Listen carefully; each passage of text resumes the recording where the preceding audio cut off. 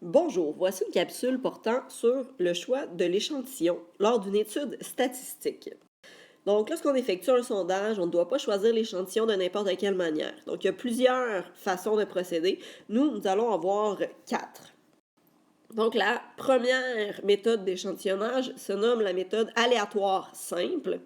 Donc, on va travailler avec la mise en situation au sommet de l'Everest où on mène un sondage auprès de 5654 alpinistes qui, au 31 décembre 2011, sont parvenus au sommet de l'Everest afin de connaître leur âge. Donc, en fait, la méthode aléatoire simple, c'est qu'on va choisir tout simplement au hasard, de façon aléatoire, les éléments de l'échantillon. Donc, si on s'intéressait aux alpinistes, bien, on pourrait prendre par exemple la base de données informatisée et faire sélectionner à l'ordinateur 500 noms au hasard. Donc, en réalité, quand on parle de aléatoire simple, c'est comme de mettre les noms dans un chapeau et de tirer une certaine quantité de noms selon la grosseur de l'échantillon, selon la taille de l'échantillon qui va nous intéresser. Donc, si on avait un mot à se souvenir, ce serait que le aléatoire simple, c'est au hasard tout simplement. Il n'y a pas de méthode quelconque, c'est un tirage au sort. Si on prenait un autre exemple, par exemple, on s'intéresse aux élèves de la 3e secondaire. Donc, on pourrait mettre tous les noms des élèves de la 3e secondaire et dire que nous allons en interroger 36, donc piger 36 noms aléatoirement. Maintenant, pour la deuxième méthode d'échantillonnage, on la nomme la méthode systématique. Donc, c'est une méthode qui consiste, à l'aide d'une liste de tous les éléments d'une population, à choisir chaque énième élément suivant un premier élément choisi au hasard. Donc, si on met ça en des mots plus clairs, c'est qu'on va prendre une liste de tous les éléments de la population. On va dire, par exemple, ça imprime sur plusieurs pages, ben, je vais prendre le 6e nom de chaque page. On pourrait dire aussi, on va piger un nom au hasard et ensuite on va prendre, à partir de ce nom-là, chaque 10 noms jusqu'à temps qu'on ait ici, par exemple, 500 alpinistes. Donc, il va y avoir une partie qui va être au hasard pour le premier élément qu'on va choisir, puis par la suite, on va y aller selon un système établi. Donc, on a une certaine régularité qu'on établit. On choisit un premier nom, puis ensuite, on va utiliser la régularité pour le faire. Si on prend un autre exemple, par exemple, on veut interroger les élèves de la 3e secondaire du collège, on pourrait dire qu'on va mettre tous les noms en ordre alphabétique, piger un nom au hasard, puis par la suite prendre un élève sur 30, donc de prendre le 30e suivant et ainsi de suite. Donc voilà pour systématique. Donc si on avait à le résumer, on pourrait dire que c'est au hasard selon une certaine régularité.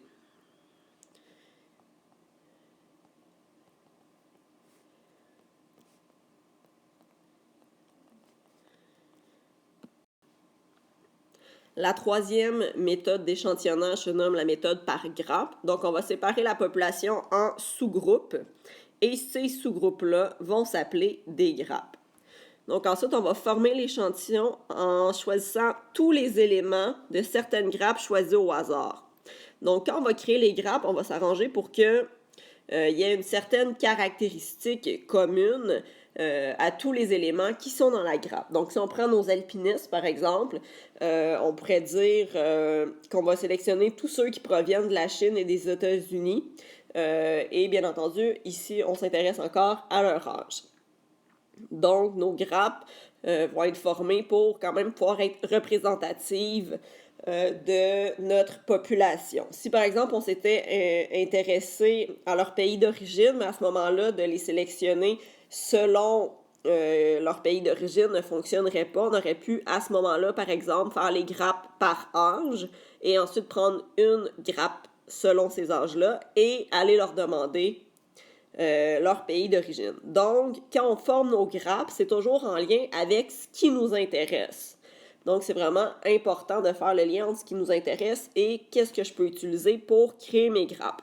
Si on prend l'exemple des élèves de l'école, si on s'intéresse, par exemple, au lieu de résidence des élèves, mais on pourrait dire, on va faire comme grappe chacun des groupes, donc 301, 302, 303, ainsi de suite, jusqu'à 313.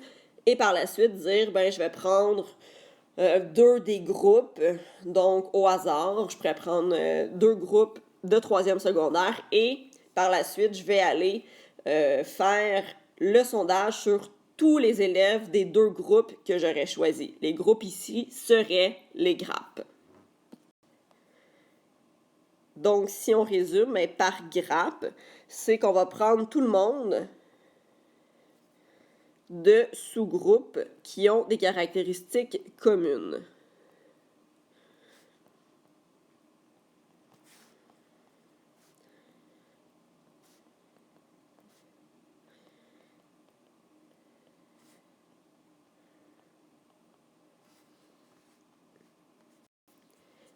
Et finalement, donc la dernière méthode d'échantillonnage se nomme la méthode stratifiée. À ce moment-là, on va séparer la population en sous-groupes encore. Et les sous-groupes, on va les appeler des strates. Et par la suite, on va former l'échantillon en choisissant un même pourcentage d'éléments dans chacune des strates. Donc ici, il faut faire attention, je ne vais pas interroger tous les éléments d'une même strate, je vais aller vraiment dans chacun des sous-groupes et je vais prendre le même pourcentage d'éléments.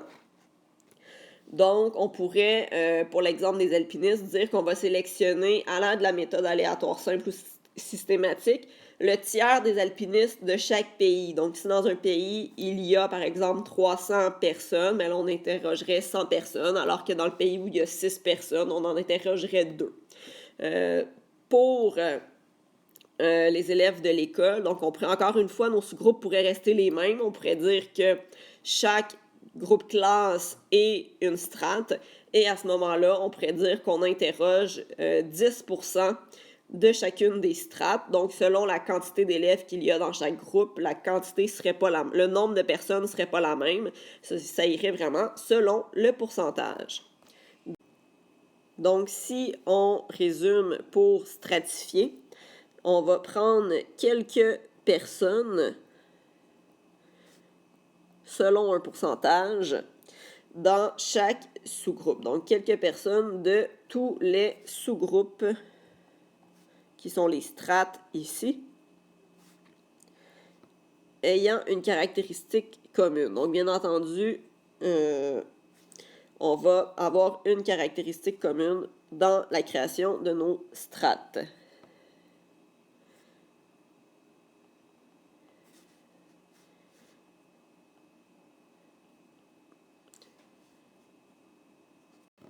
Finalement, il y a plusieurs exemples pour voir si on comprend bien.